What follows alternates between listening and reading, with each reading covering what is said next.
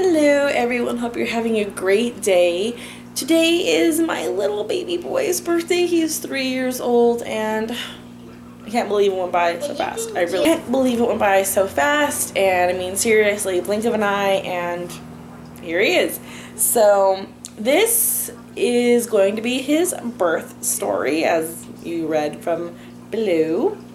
So yeah, anyway, this is going to be his birth story.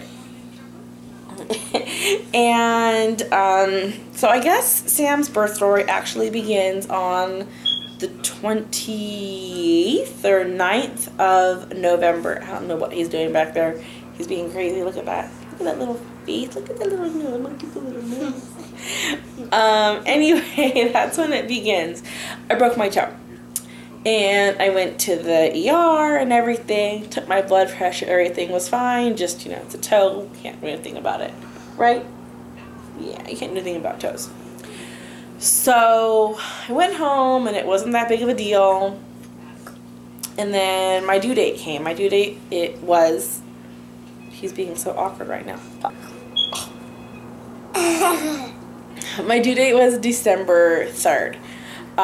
So he didn't come on that day because obviously today is not the 3rd. He didn't come on his due date, which, you know, I kind of figured he probably wouldn't come on his due date, but whatever. So the night of the 3rd of December, I got a headache. I got a really bad headache, but I'm like, you know what? I'm just going to sleep it off because it'll probably go away. Anyway, I'm probably just tired, and I mean, you know, I was 40 weeks pregnant and I just was kind of over it at that point. I'm just exhausted. I wanted to go to sleep.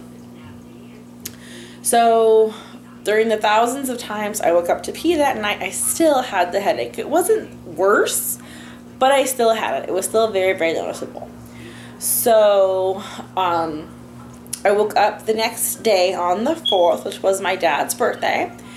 It was his, what? It was his 51st birthday. Woke up on my dad's birthday, sent him a text, and I still had a massive headache. Well, actually, it had gotten worse. It was massive at that point. But I got Sarah and Brooklyn up for school, and Irvin took them to school. I had a doctor appointment that day, so I just thought, I'll just talk to the doctor about it, not a big deal. I'm not going to go to labor and delivery, waste my time, waste their time over what probably is just a little headache. So I sent him to work, and Luna and I, you know, said about our day, picked Brooklyn up from school because she was only in preschool and had half day then, and went home, kept throwing up throughout the day, asked a couple of friends, you know, if they had any experience as to what I was going through, and a couple of them told me, well, it sounds like you might have preeclampsia, and I was like, yeah. I'm like, but I'm not swollen at all, and they're like, oh, well, maybe it's just a headache then. So I'm like, all right, fine. So I picked up Sarah from school, and the pain was so intense, I don't even know how I did this without getting in some kind of car accident. It was awful. It was just the worst pain I've ever felt. I called my mom, and I texted my sister. I texted my mom, I'm not sure. I notified my mom and my sister, and I told them what was going on. And they offered to meet me at the doctor's office if just that they could drive my car back home because I was in so much pain and I couldn't drive.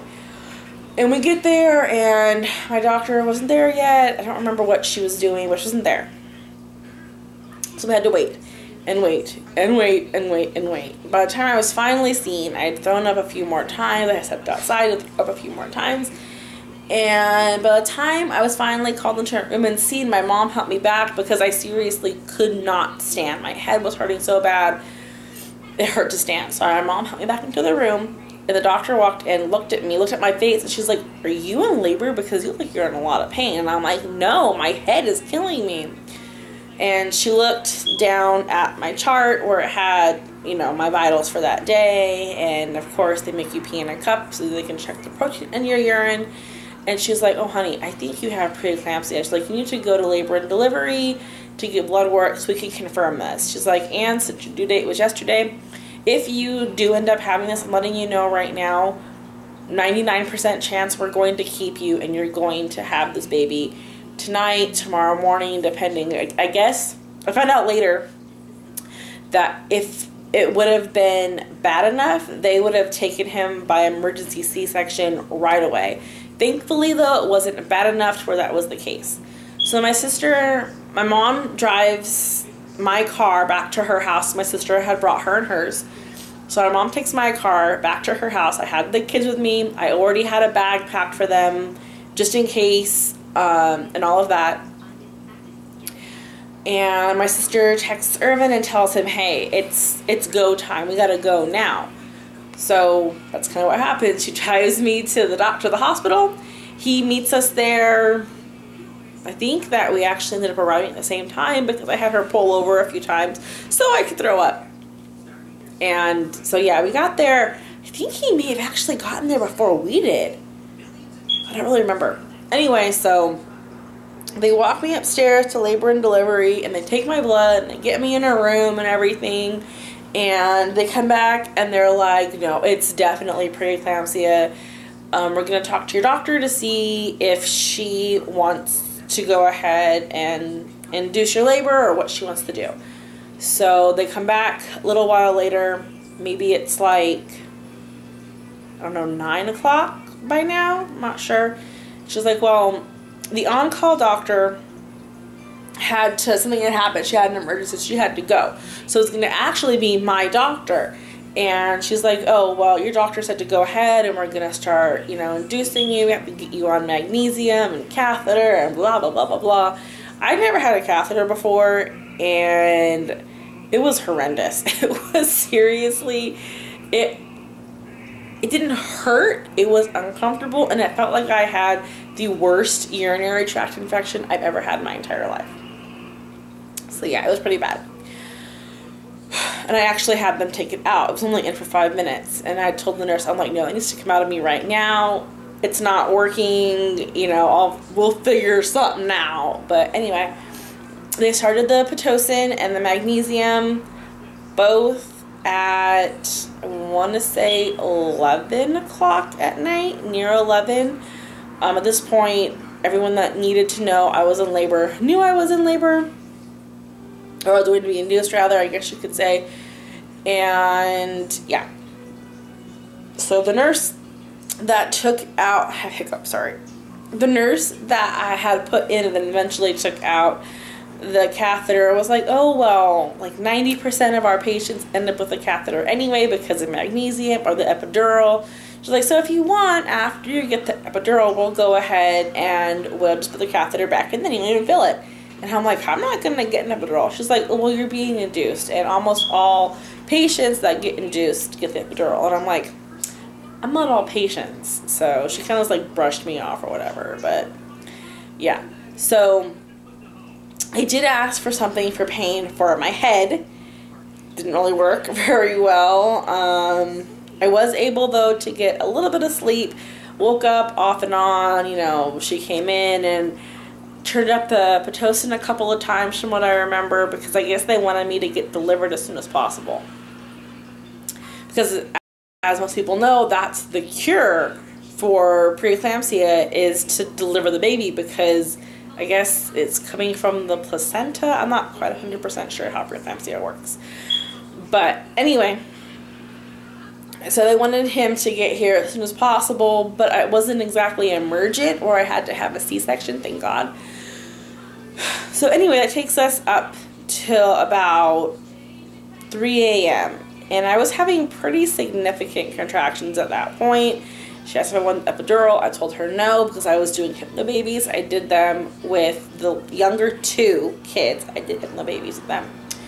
So I was, I was managing. I was doing fairly well. I'd say every 3rd or 4th contraction was a little bit harder to manage than the ones prior, but I would have like 3 fairly simple to manage ones, then a hard one. Then I'd have 3 more fairly easy, and then a hard. So it wasn't that bad. Looking back on it now, and even then, it wasn't that bad. I was managing well, I felt then, and I still feel now, I managed very, very well. So right around, I want to say 4:45, I was fully dilated. Doctor came in, they changed the room over, woke my sister up, scared the crap out of her, and woke her up. And doctor broke my water, let's just say 5, I'm not sure the exact time it was, and told me I could start pushing. Well, that's all fine and dandy, only I didn't feel like I had to push yet. I mean, my water was broke, I was ready to push, but I didn't feel it yet. But she's wanted me to push anyway because, again, get him out as fast as possible. And so I pushed for seriously what felt like forever. I remember at one point turning to Irvin and say, why isn't he coming out? Because Brooklyn kind of just came out and Luna was one push, so I just thought that I would have an easy time with him too. And I'm sure I did, because I started pushing, let's just say it was 5 a.m. He was born at 5:06. So I did push not very long, but still it felt like a lot longer than it was. But I pushed, I think it was a total of maybe 5 or 6 times out with every contraction because I just didn't feel like it, and I was very, very tired. The migraine took a lot out of me. It was very hard. But 5:06 a.m., little baby Sam was born, all 6 pounds and 15 ounces, 19 inches, totally perfect. And I remember I must have asked at least 10 times, are you sure it's a boy? Are you sure it's still a boy? Because I had 4 girls. So it was very exciting to see my little boy finally after all of that. And now he's here and he's 3, and I still sometimes can't believe that I have a little boy. I mean, I come from a family that's heavy with girls. I have 2 younger sisters, and I have 19 cousins on my mom's side, and I'd say a good 10, 11 of them are girls. Yeah, my dad had girls, and then I had the 4 girls. I know it doesn't really mean anything because they get that from their father, but still, like, it's still sometimes I look at him, I'm like, I can't believe I have a little boy. Really, that's me. But anyway, that's Sam's birth story, and I know I kind of went off on a tangent here and there and everything. I could kind of hear him playing in the girls' room, so I'm kind of distracted by that a little bit. But anyway, that's Sam's birth story. I will have all his birth stats down below, like I did for the girls, and I will just talk to you guys next time.